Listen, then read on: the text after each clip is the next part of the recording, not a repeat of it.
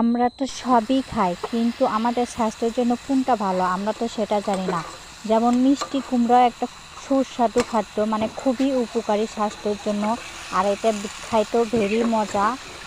তো এই যে দেখেন রান্না করি, আর এই মিষ্টি কুমড়াও উপকারী, খুবই ভালো। যেমন ত্বক উজ্জ্বল রাখে, যেমন হার্টের স্বাস্থ্য ভালো রাখে, রক্তচাপ নিয়ন্ত্রণ সাহায্য করে, ওজন কমাতে সহায়ক, হাড় মজবুত রাখে, ক্যান্সারের প্রতিরোধ কমায়, লিভারের কার্যক্ষমতা বৃদ্ধি করে, মানসিক চাপ থেকেও আপনাদের দৃষ্টিশক্তি ভালো রাখবে, তারপর দৃষ্টিশক্তি ভালো রাখবে, হাড় মজবুত ভালো রাখবে।